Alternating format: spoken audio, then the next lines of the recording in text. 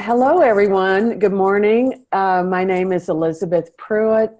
I'm the policy analyst for ACEsConnection. Thank you so much for joining this webinar. It's jointly sponsored by ACEsConnection and the Campaign for Trauma-Informed Policy and Practice, also known as CTip. I'm sharing the co-hosting function today with Andy Blanche. She is the acting director of CTip, which is a national organization devoted to promoting trauma-informed public policy. Today, we provide a forum for two principal advocates, one in the nonprofit sector, and that's Laura Norton Cruz, the other an elected official, and that's Representative Garen Tarr.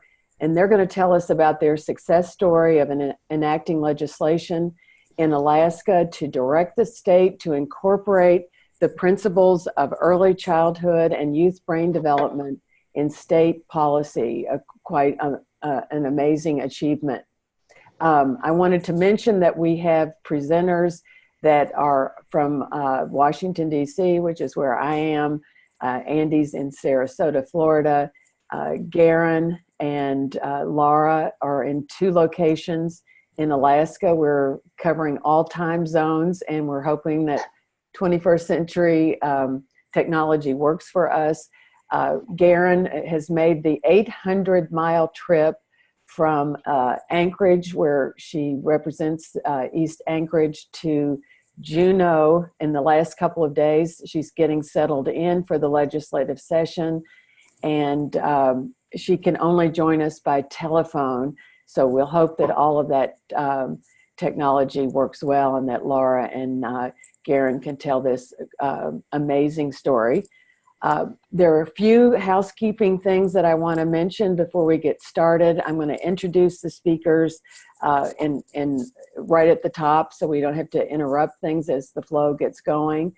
Participants are encouraged to use the Q&A box at the bottom of the screen, and we'll try to get to as many of those questions at the end of the session. Those that we aren't able to address, we will submit to you in writing. The webinar is an hour long. The recording will be archived on ACEsConnection. On our homepage, there is a standing place for webinars. Some of them have to do with state legislation and other issues. So I encourage you to check there in about a week, and you'll have the archive. Then after my brief introductory remarks, we'll hear from Andy Blanche. Andy is an independent consultant who has worked locally, statewide, on trauma-informed initiatives around the country. She has also worked extensively at the national level, both on trauma specifically and also more generally on mental health, working with the Substance Abuse and Mental Health Services Administration, SAMHSA. She's truly an expert on both trauma and mental health. The featured speakers who are going to tell the Alaska story are Laura Norton Cruz, who's the executive director of the Alaska Resilience Initiative, and Representative Garen Tarr, who is a member of the Alaska Assembly representing East Anchorage. Representative Tarr was elected in 2012, and during her tenure in the Alaska legislature, she has championed many bills that relate to child well-being and safety, restorative justice, and other issues. She was recently selected as one of 4 winners of the National Conference of State Legislatures annual Women in Politics Making a Difference Award. Congratulations on that, Garen. Laura Norton Cruz coordinates the Alaska Resilience Initiative, ARI. It's a statewide cross-sector movement of people and organizations working to end child maltreatment, intergenerational trauma, and systemic trauma. And she does that through training and public policy and other strategies. Prior to that, she worked for the Alaska Native Tribal Health Consortium. Turn your attention to the slide in the background. I am, as I said, the policy director for ACEsConnection. Our work is to support communities to heal trauma and develop resilience.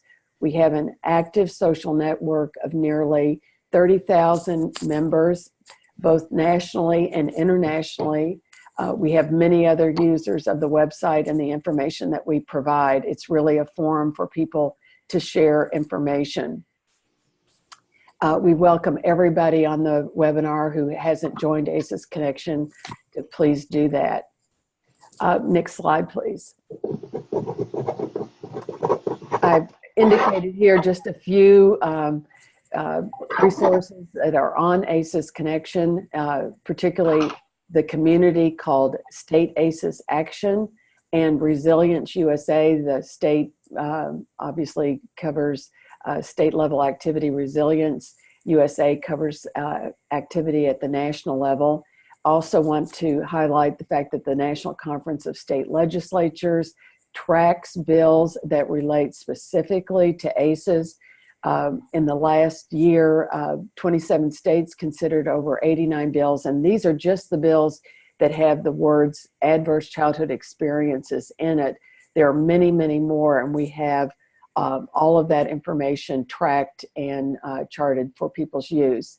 There's a wonderful briefing that they've made available, and these will link when you get the slide deck. You can click on those links and get those reports.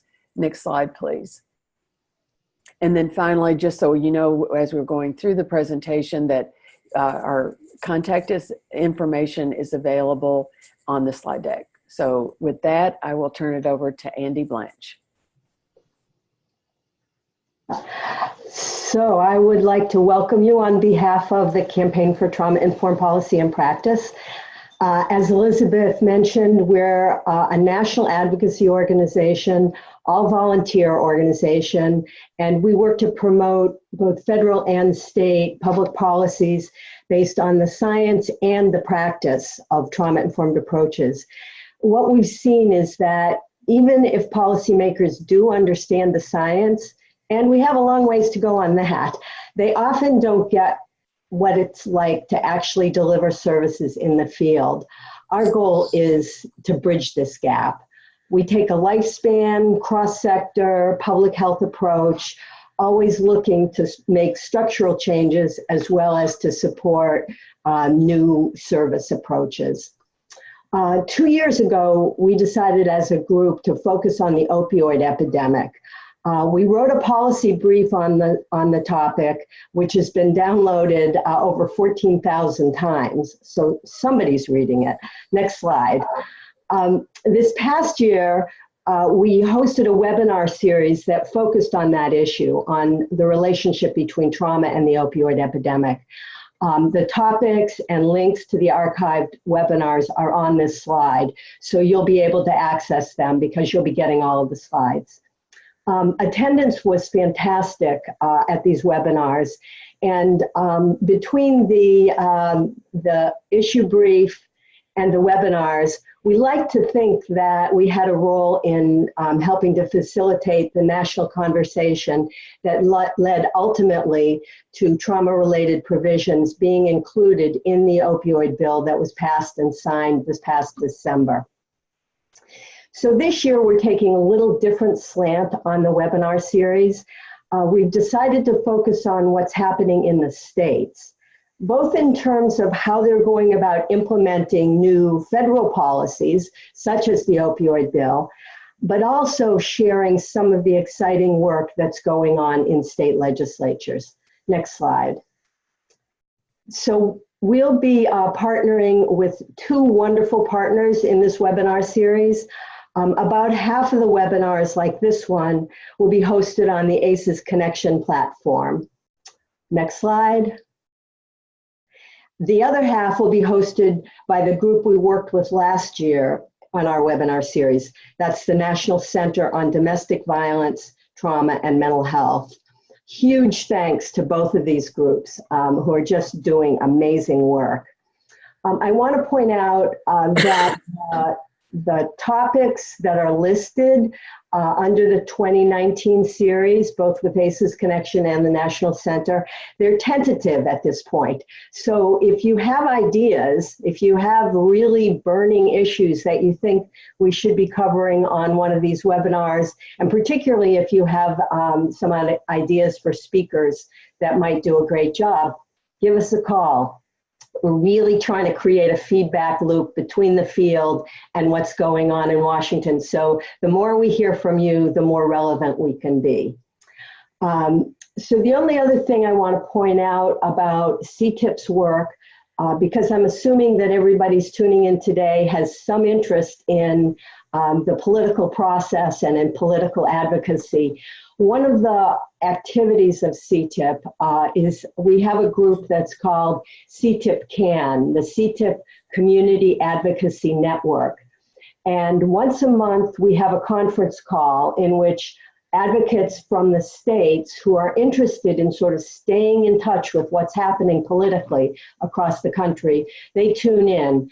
Our legal advocate, Dan Press, gives people a little rundown on what's happening on the Hill since our last call. We do a lot of state-to-state sharing about new and exciting things happening in different states. It's just a really wonderful opportunity to share both between states and the federal policy process and among states. So if anybody's interested in getting involved in that, CTIP is free and open to the public.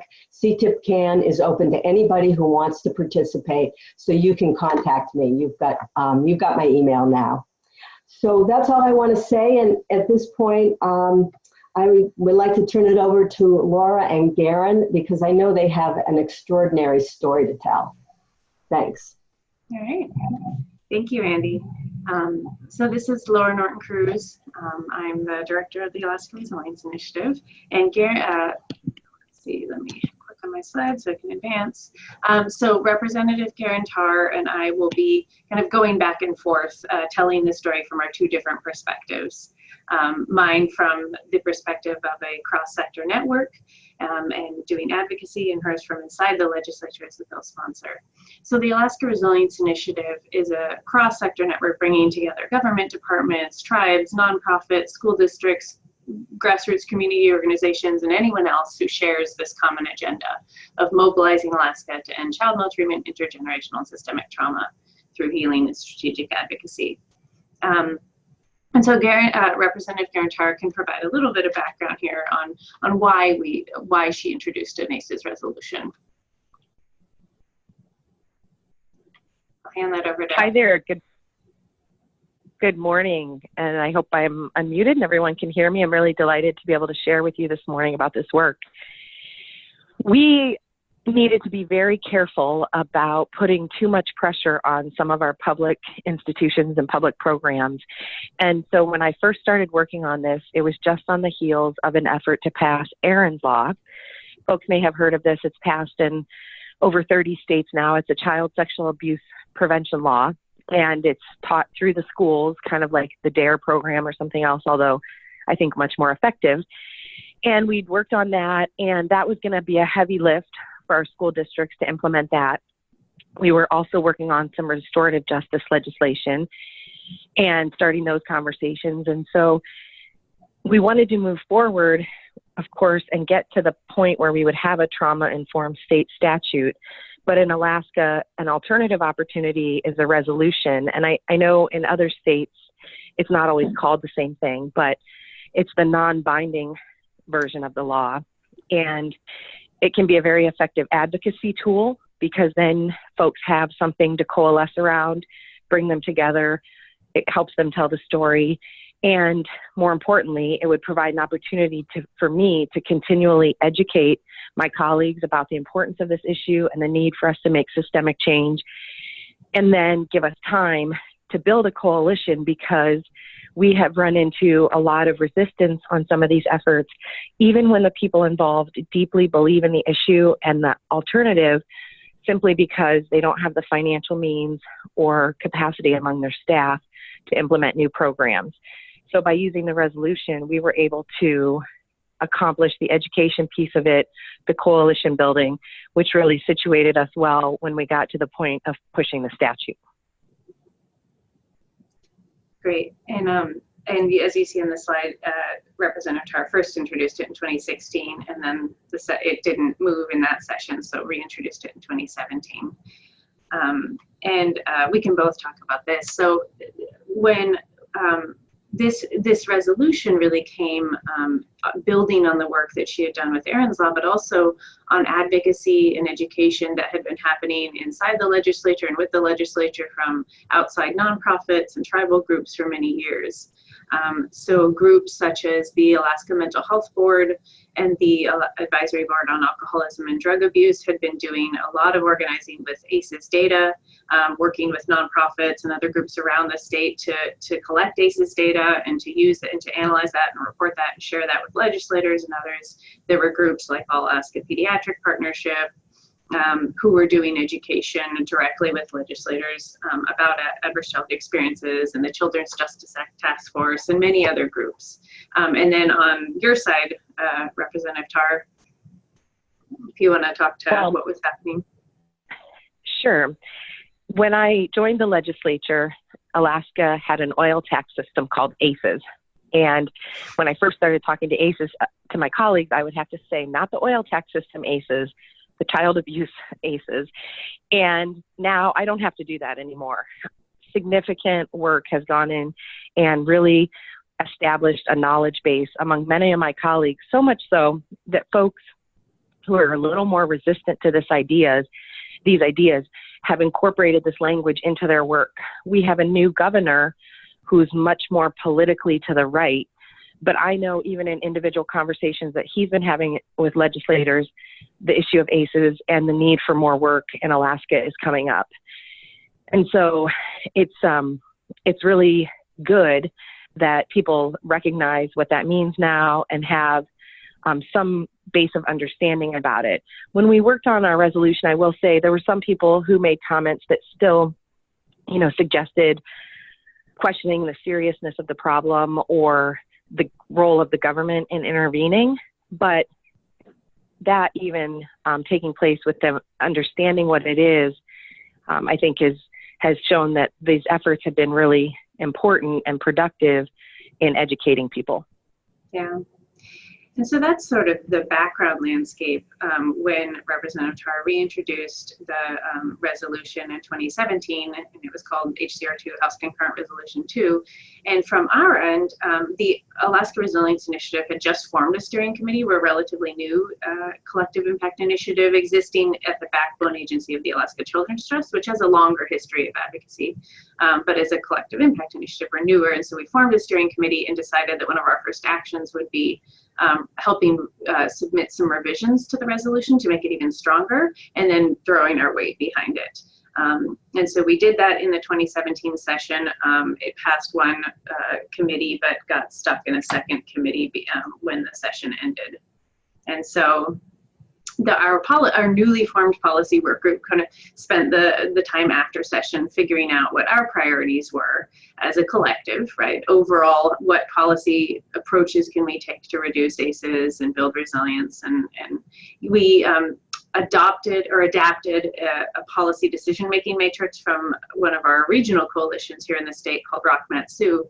And we refined that policy decision-making matrix so that by before the 2018 session, we were able to make a decision that our number one priority that we were going to throw our weight behind was to push this resolution, the ACEs resolution.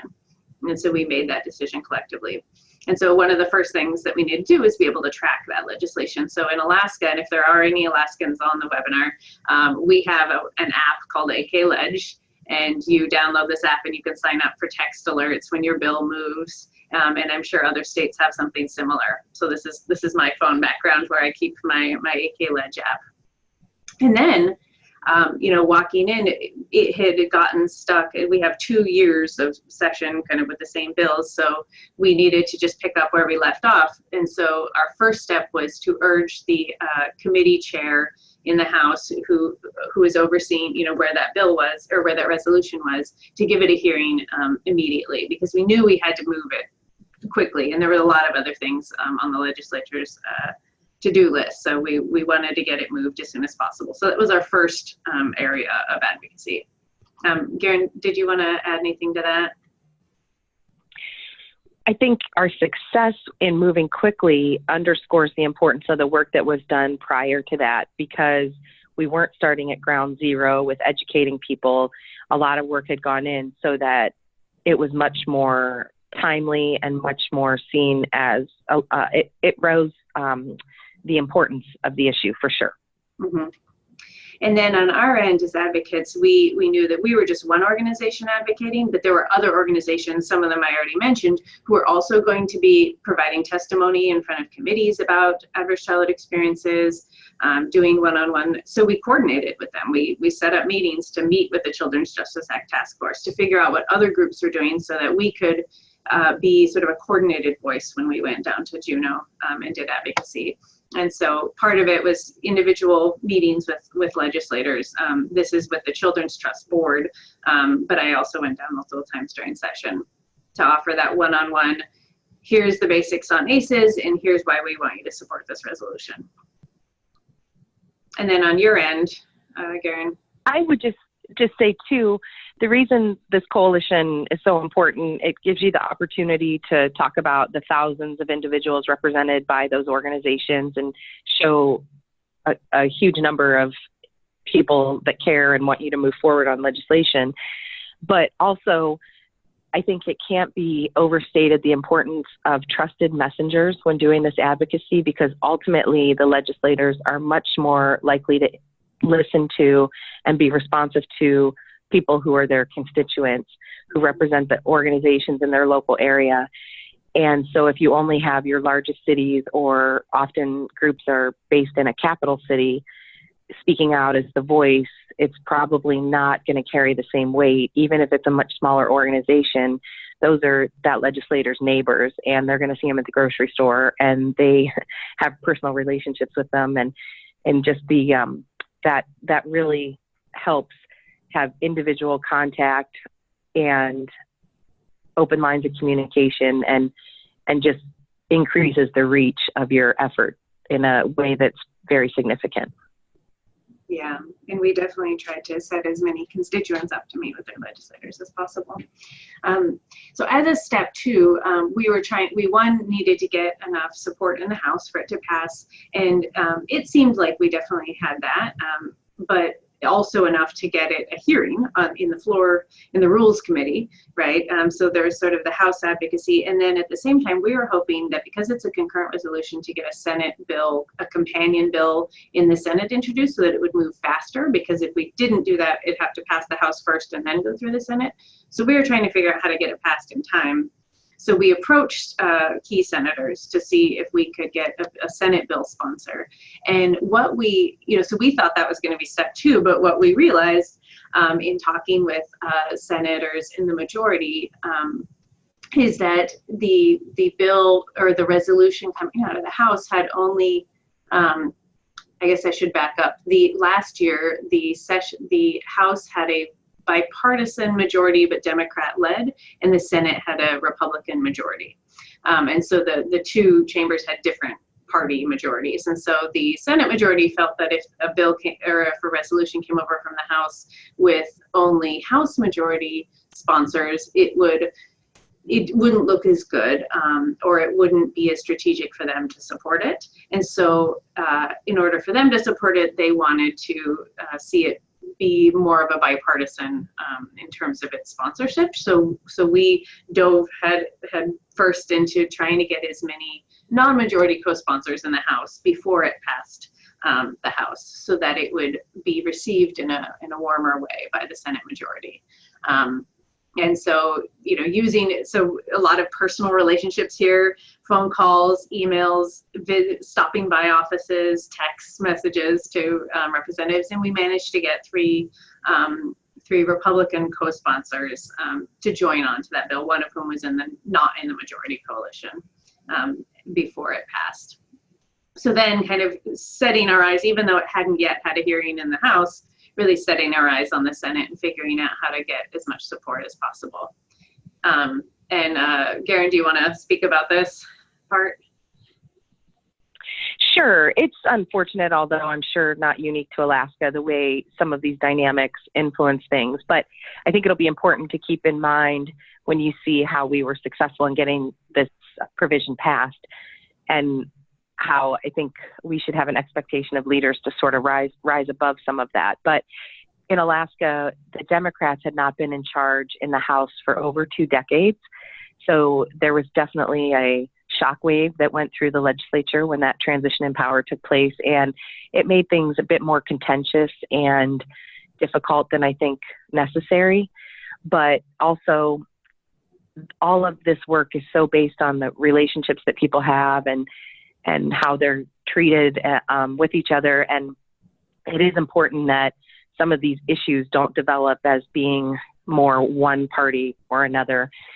And I would say nationally, when you look at women's issues, children's issues, family issues, they are just more associated as priorities of the Democratic legislators or members of Congress. And to the extent that can be a challenge in the place where you live, then have to think of strategic ways to get around it. What helped, I think, is the folks that were Republican senators are people I've worked with on multiple pieces of legislation, but they were definitely not in the mood to allow us to be more successful than necessary over this 2-year period, hoping that it was a temporary blip in power structure in Alaska.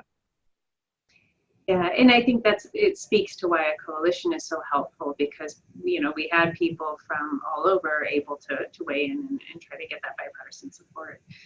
So Representative Tarr made sure that she had the votes in the House to pass it, but it had to get a hearing, and the operating budget was sort of interfering. So we were trying to get a Senate, we're trying to, if not get someone to introduce a companion in the Senate, at least prepare in advance for Senate cross-sponsorship, because the vote in the House kept getting delayed, and we knew we only had so much time, and time was ticking away. So there was a lot of support in the House, but it just wasn't getting a hearing because of other things that got in the way. So it kept getting delayed and delayed and delayed. But finally, on April 6th, it passed the House. So Representative Tarr was there. I was in Anchorage celebrating my birthday dinner with my family, and got the text alert and got a text from Garen, oh, it finally passed the House. And we were so excited. And so that really allowed us to kick into gear, using social media, activating our grassroots network for them to send emails and make phone calls to their senators to get them to ask them to cross-sponsor the legislation, and as it went forward, to put pressure on the committees that it was sent to. And so prior to coming over to the Senate, I had met with the staff and key senators to make sure that they were ready to cross-sponsor it, and that it would only get 1 committee referral. I knew that if it got 2 committee referrals in the Senate, it would die. And so that was the big push. And because of that one-on-one, the buy-in about ACEs, it did only get 1 committee referral. I was able to head down to Juneau a few more times. And one of the tactics that we use to try to really encourage senators to cross-sponsor it is to hand-deliver personal thank you letters to the senators who had shown up for Child Abuse Prevention Month rally and spoken, and just say thank you so much for your support of child abuse prevention. This is really important, and here's another way that you can build on that leadership.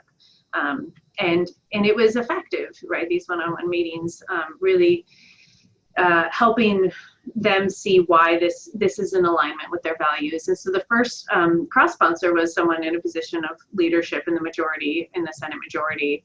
And then we really got a lot of bipartisan sponsors joining on in the Senate, including the senators who were in the committee that it was being moved to. Do you want to add anything there, Garen, before I move on? I would just say that this was really important because the phase of the session that we were in was coming up on the adjournment where things really have to be prioritized, and a resolution at that point is not going to seem like the most important thing to work on because there are a lot of other important priorities, and we've been really struggling with our budget and even getting to the point of near government shutdown over unresolved issues. So having an ability to really push something to the top and keep it relevant during that time can be difficult, but we were able to do that through just this unrelenting advocacy.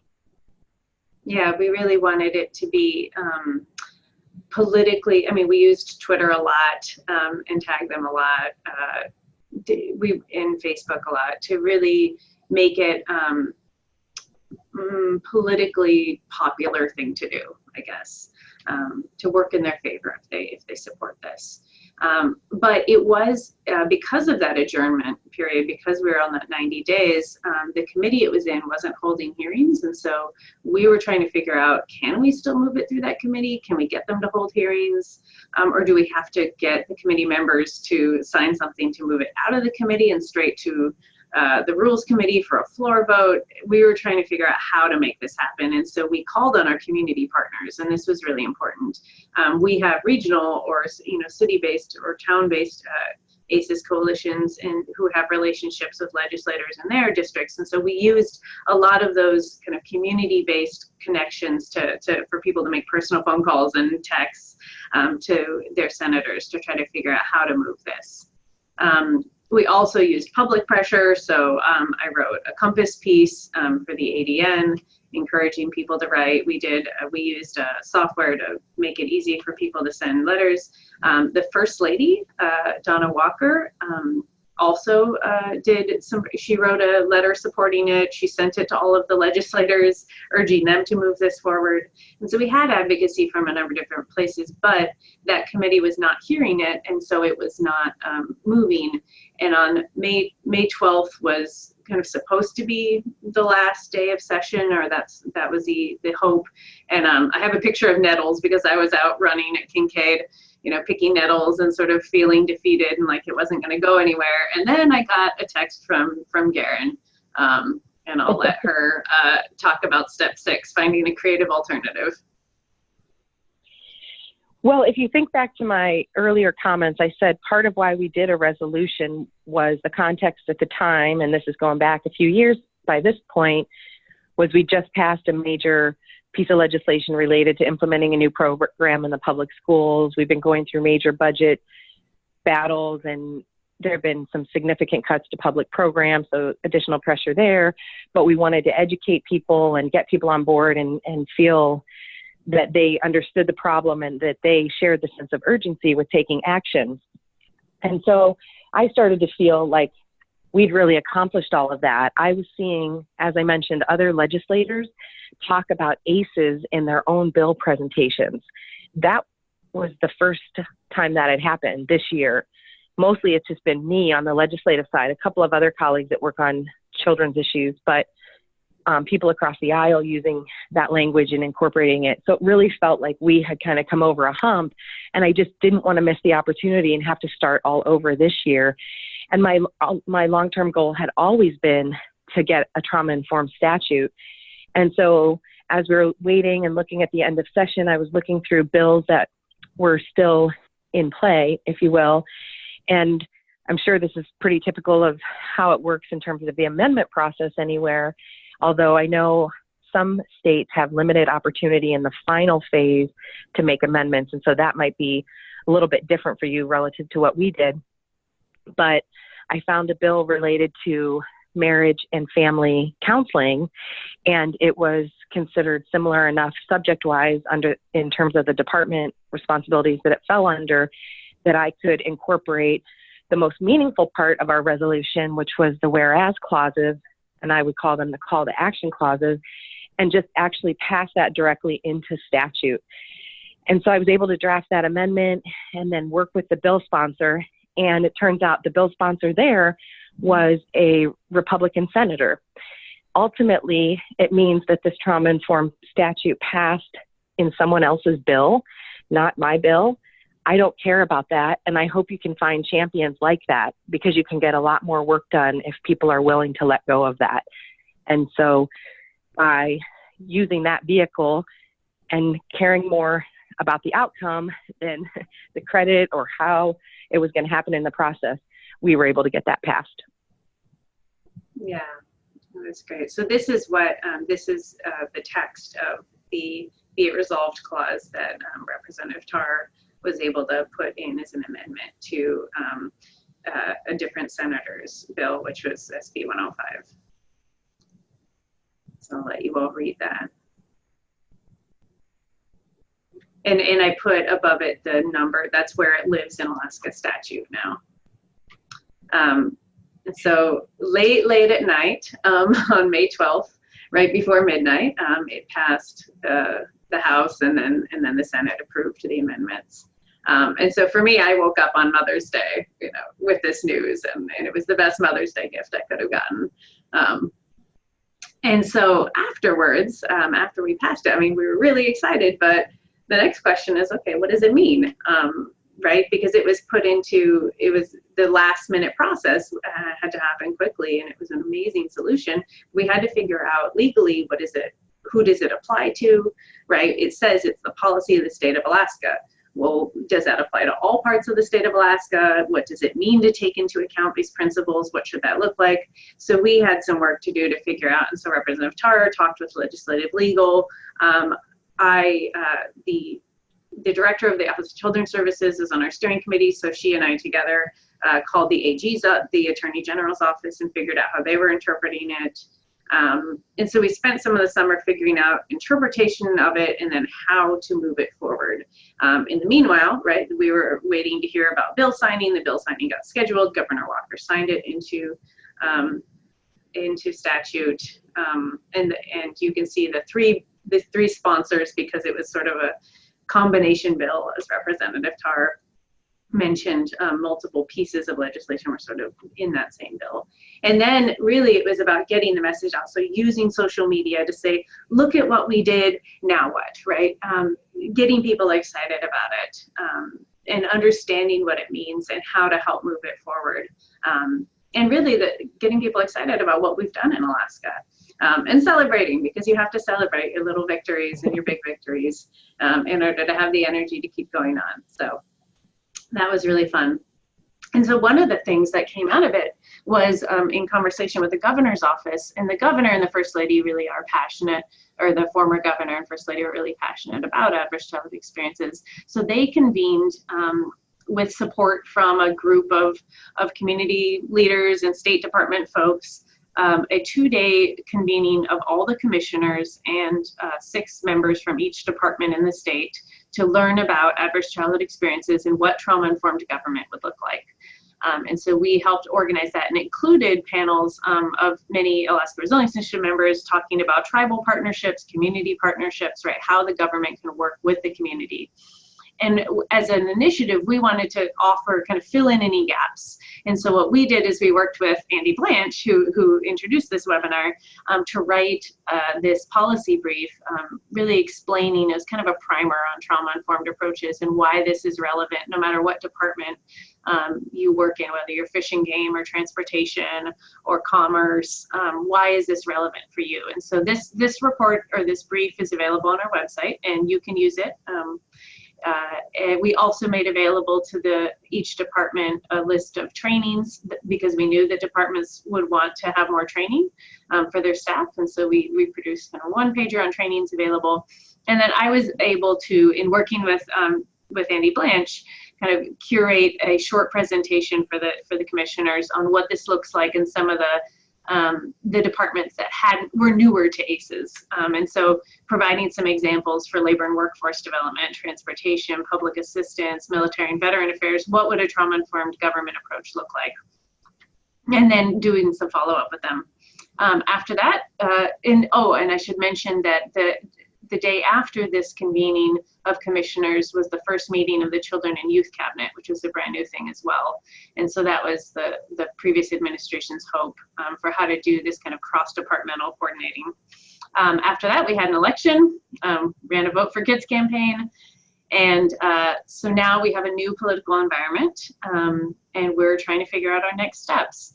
It's a new, new House makeup, new Senate makeup, new administration, and both some new and recurring threats to the basic needs of families, such as, for example, there are already 2 pre-filed bills pushing Medicaid work requirements, which are bills that basically kick people off of Medicaid. And in Arkansas have resulted in thousands of people losing access to healthcare. And so these kinds of threats, we're trying to figure out, okay, how do we position ourselves to be of the most use for children and families in Alaska as a policy group?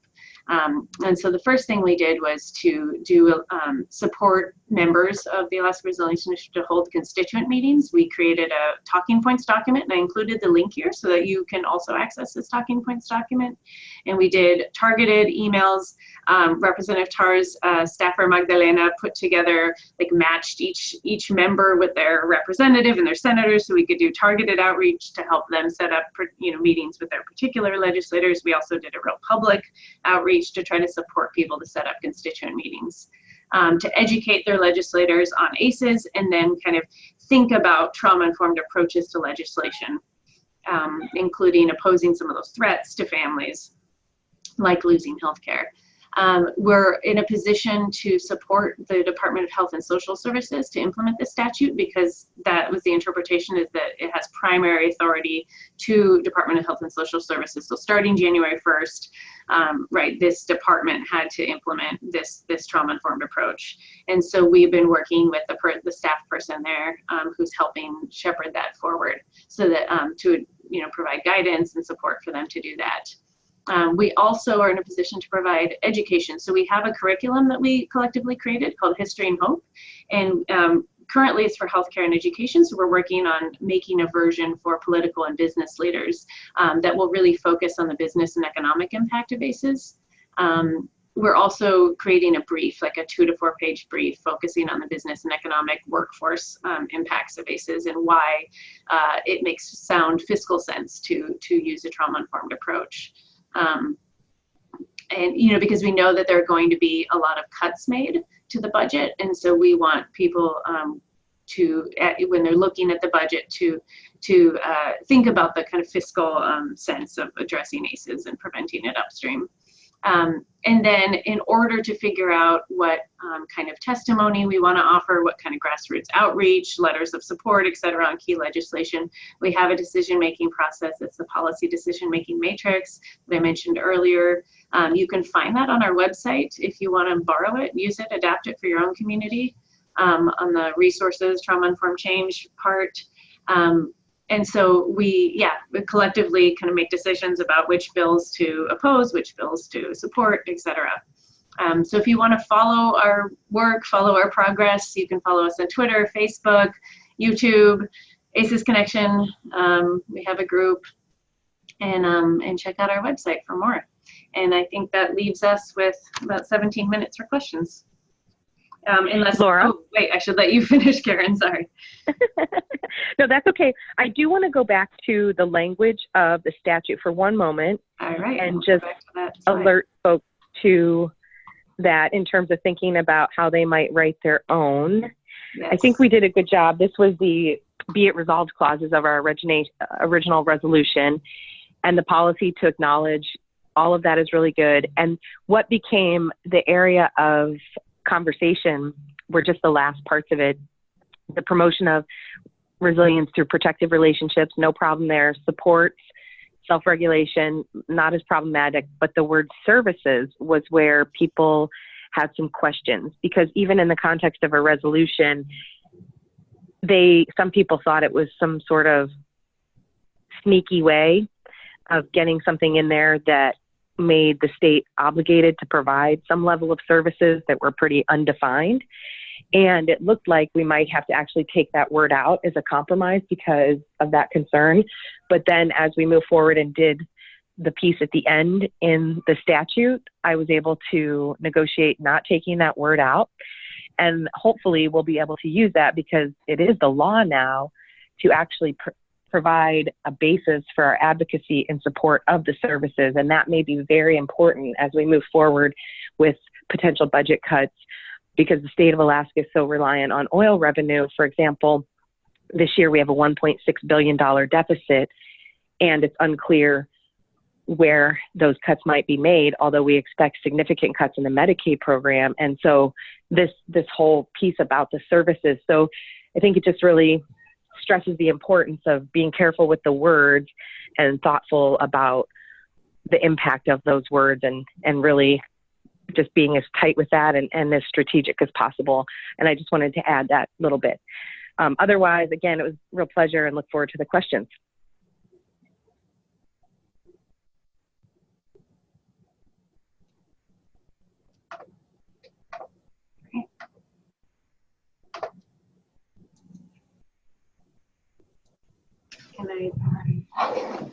Okay, I think I'm unmuted. This is Andy Blanche speaking again, and thank you so much, Laura and Garen. Just an extraordinary presentation. It was so full of information. The co-host has asked me to start my video. Okay. Done. So it's time for questions and answers, and so many issues were brought up in this. I have a lot of questions, but I'll start with one that came in the chat box. The question is, were there any unexpected allies? And I think it would be interesting for both Representative Tara and Laura to take a crack at that one. Who wants to go first, Laura? Sure. I don't know about unexpected, because I think I'm ever an optimist, and I believed that if approached, that most representatives and senators would be in support of a resolution like this. And so I was just happy when they signed on. I was, as Representative Tarr explained, a lot of this work is led by Democrats, but I don't, I think our belief is that it doesn't need to be a partisan issue. And so I was very happy that a non-House majority member not only signed on, but tried to get her colleagues to, and that our first Senate cross-sponsor was a Republican senator who is now the lieutenant governor. And some of those senators really were influential in getting others on board. But part of what helped that happen, I think, were community members.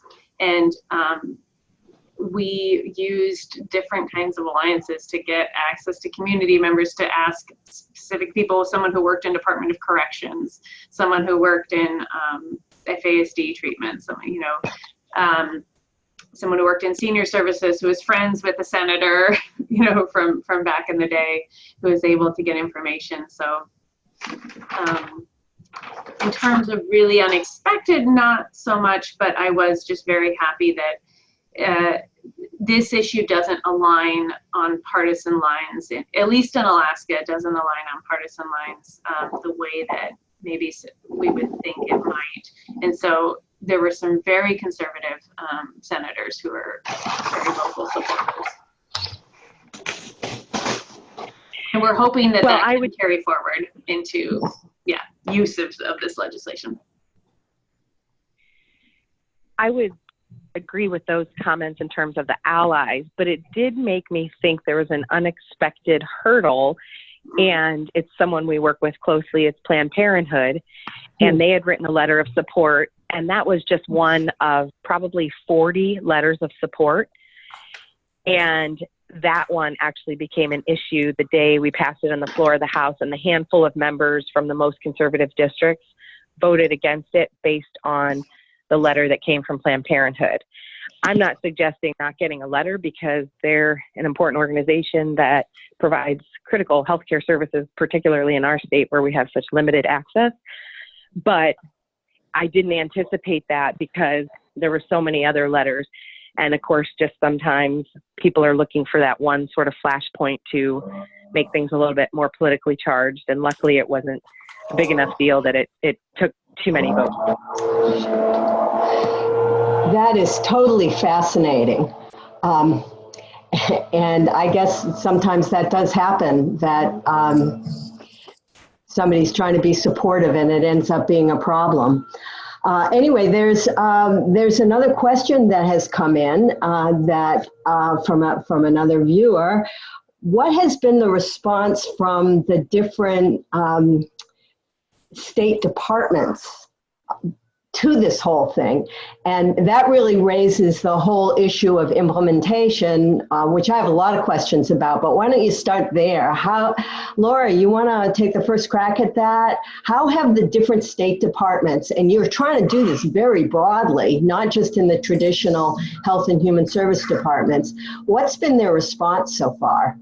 Yeah, so the law, again, has primary authority to the Department of Health and Social Services, which houses everything from juvenile justice to behavioral health to public assistance. It's a large department. So they have primary authority to implement it, but the governor's office and the First Lady and we were all in a position to try to support all departments to implement it because it's just best practice to have trauma-informed government.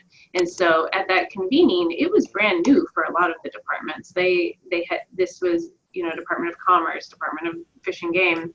And what we saw in that 2-day meeting was that there was a lot of enthusiasm around it from departments who had not previously thought of this as an issue touching them, but saw it as so relevant to their employees in particular. However, most of those commissioners are gone now. So the goal in setting that meeting up, we knew, and we talked with the governor's office about, the governor might change, the commissioners might not be there. So they invited 6 members of each department with the idea that some of them would remain and some of them likely have, but the ones I was working most closely with have transitioned out. And so now we're trying to build new relationships with the incoming departments. And we don't have this, we're still trying to figure out if the Children and Youth Cabinet will continue. We haven't heard word about that, but we're attempting to get a hold of information on that. Luckily, the Commissioner of Education, who was the chair of the Children and Youth Cabinet, is still in place, and so we have some continuity in education, education and early childhood development, which is nice. I'm meeting with the Commissioner of Public Safety today to figure out how they want to implement this and how they want support. I'm optimistic for some, but we're starting from scratch with a lot of the departments now. So a sort of follow-up question to that, Laura. You both touched on the importance of the previous trauma-related work that had gone on in Alaska. And also you talked a lot about coalition building. Do you think that your work to connect the dots with work that had been going on in various parts of the state, in various departments, and your work in building coalitions, do you think that's actually helping you as you move into the implementation process? Yeah, and I mean, luckily there are state employees who are not political appointees who have been there for a long time, who have been just doing this work and are still able to continue doing it, particularly in health and social services and education and early childhood development, but also some in corrections and public safety, actually a lot in public safety. So that the embeddedness of a trauma-informed approach within various levels of state government is going to be very helpful, I think, moving forward. However, not all those people are still there. But we have a relationship, and then part of the coalition is that some of those departments and employees have been part of the Alaska Resilience Initiative and have been linked with local coalitions, and so we have to continue to maintain and strengthen that coalition building, because there's some things that non-state people can do and state people can't, and so if we work together we can be a lot stronger. They can't go do direct advocacy and lobbying like I can, and so we're able, but they know what's happening on the inside and they can move it forward within their own departments. Yeah. One of the things that really impressed me when I was doing that little bit of work with you guys a couple of months ago was, and I think this is probably true in most states, there really was a depth of work around trauma and resilience issues in communities, in different sectors, that probably the legislators would not have been able to connect to this effort had you not been connecting all of those dots and helping to create that network and coalition, finding people who had been doing good work and sort of connecting them with each other. And that seemed to me from the outside to be part of the strength of the way you were doing this work. You weren't starting all over with a new initiative in a way. You were building on work that had been going on for years throughout the state. Yeah, and finding the right messengers. So I just put it back to the slide of, this is a picture of a worker at Vigor Shipyards in Ketchikan that's a business leader using a trauma-informed approach with their employees. And so they are a messenger that it really resonates. And Garen, I want to give you a chance to answer the question as well. Well, I would just say back on the part with the policy folks, it was very exciting over that 2-day period because I think people were able to understand how they could do both trauma-informed practices within their own department and how they work with their employees, but also in delivery of services. And at the end of the second day, folks all stood up and shared some ideas, and it didn't matter whether it was transportation or fish and game. Everyone had some ideas, and I felt like they would be able to immediately leave and implement those new skills in their work. And so I hope we can follow up with folks and kind of remind them of that. But that was a really great exercise because I think it provided just the right information to get people started and even give them ideas about how they might need to move forward. And then on the coalition side of things, that definitely helped and will continue to help as we move forward because we'll have to pivot. But again, when things are so focused on those local relationships, then a lot of that is a sort of partisanship or other kind of challenges is eliminated because when they're personal relationships, that just changes those dynamics completely in my experience. So a couple more questions have come in. One relates to your work with the business community. And the question is, did you attempt to present the work around ACEs in terms of return on investment? Sort of how did you go about making a business case for this? To what extent did you emphasize that? Was that important? Yeah, yes, that is very important. Was important and is going to be even more important. That's what we're working on with putting together a brief that's a kind of business case for attending to ACEs. But the framing that we used, and you can find that in our talking points document too, and in the op-ed, is about that this is about supporting healthy children, families, and a healthy Alaskan workforce. We used often the number that the Alaska Mental Health Board found in their analysis that ACEs cost Alaska $447 million per year in healthcare costs and lost productivity alone. So that's likely a modest estimate of how much it's costing us. You know, we're in a budget crisis. If we want to get out of a budget crisis, we need to eliminate these costs. And what we're going to do upcoming is really focus on the public safety impacts of ACEs because crime is a big concern right now, and the economic impacts, and make the case using a return on investment sort of approach. It's fantastic.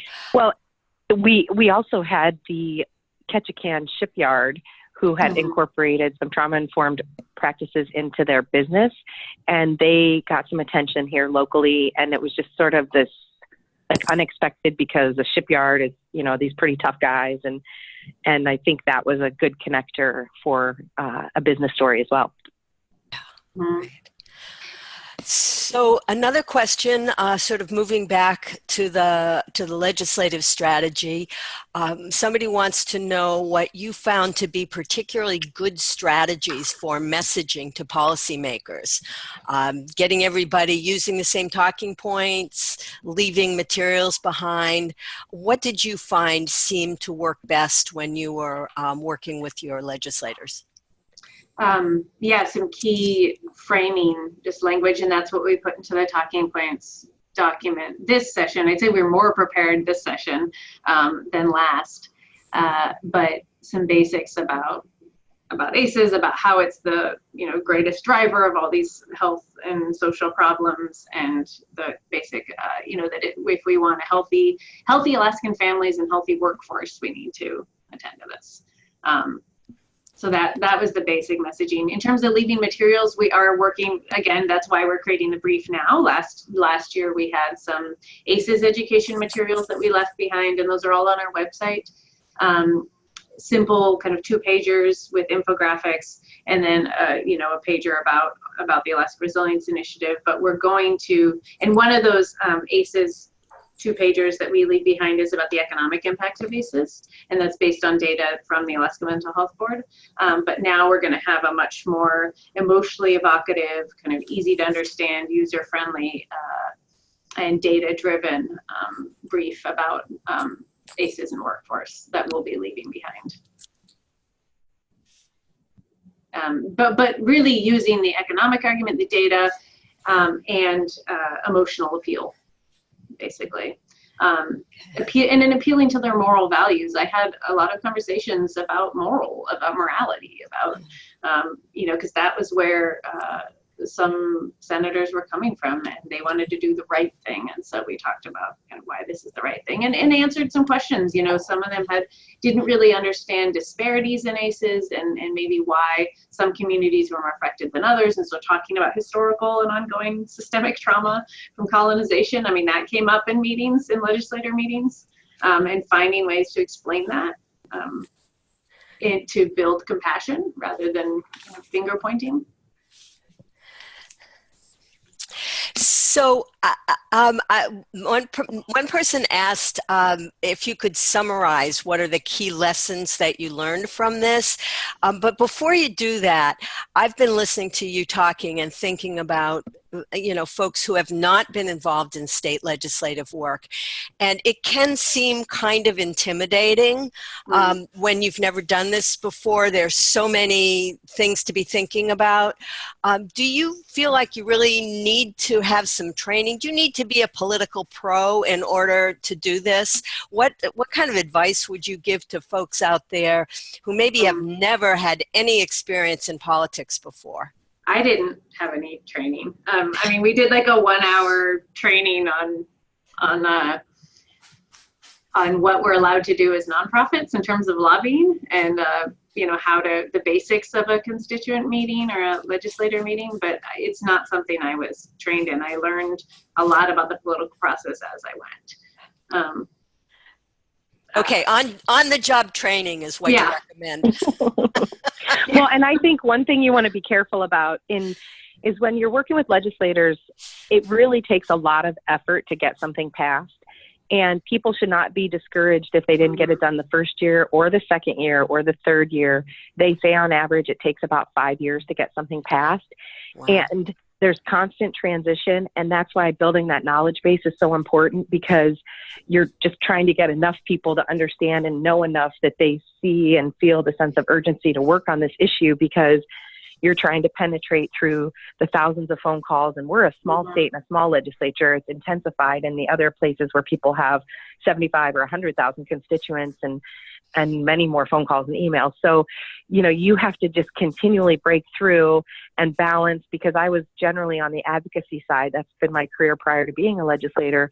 But you have to balance it between being obnoxious and being persistent is the way I see it. So continuing to follow up. If a new article comes out, sending it to someone, hey, I thought you might be interested to see this, sending the thank you notes, encouraging the phone calls, just little by little by little, just keep going, keep going, keep going. And I hope a lesson for the advocates in Alaska, people will see, oh, the legislative session ends next week, it's over, we should give up. Do not give up until they hit the gavel and adjourn that legislative session, because it doesn't matter where you are, a lot happens in that last, little bit of time, the last remaining minutes, deals are made, and you just don't want to miss the opportunity. But I think it's really important to just have that long-term view and know that it might take a while, but also be very poised and be constantly looking for opportunities. Yeah, and one thing I can add about my own training is that the first time I went down to Juneau in 2017, we were with the Alaska Children's Trust Board, so I did get to go to meetings with a former commissioner who's a board member and kind of learn from him. So if you do ever have the chance to attend a legislator meeting with someone who is more seasoned on it, you can kind of listen to how they frame things, listen to the back and forth, how you hear what the legislator is interested in and respond to that, how you make personal connections. That was good training for me. Okay, great. Elizabeth, how are we doing for time? I don't have time in front of me. Actually, it's 5 after, so I think we should probably wrap up unless you have some questions that you think, I'm seeing a few more questions in the Q&A, but if we need to end, I can answer them by chat. Okay, what we're going to do, I want to remind everybody that the webinar will be archived on ACEsConnection, and we are also going to, as Laura indicated, answer some of the questions that we didn't get to. So know that. And also finally that there will be more webinars hopefully soon, as Andy described, with CTip. So please share your ideas and topics that either you would like to give examples of exciting things that are happening in your state or things that you've been curious about in other states. And just to close, I want to be sure to thank, and I know I speak for Andy Blanche as well, to thank Laura Norton Cruz and Representative Garen Tarr. This was, I thought, an absolutely outstanding presentation, and it came together pretty quickly on a tight timetable and right before the legislative session starts, when time is at a premium. I learned a lot, and also feel very inspired by what they've been able to accomplish. So I think with that, we'll close out, unless any of the panelists have something they would like to add before we say goodbye. Okay. Just thank you for the folks that participated. Look forward to working with everyone. Yeah, and we make all of our materials available publicly. Most are on our website, but if they're not, scroll through our Facebook and they'll be linked if you want to use any of the things I shared today. There's also a Alaska Resilience Initiative community on ACEsConnection, and we'll make sure that all the things that we've mentioned are here, and the wonderful materials that are coming up on making the business case. We'll make sure that they get up there for people to share. That's a really high need that I've heard from other people making the business case, because it's always a hard sell to make these issues a priority. Yeah. So thanks, everybody. Okay. Yeah. Thank you. Have a nice weekend. Thank you. You too. Bye-bye.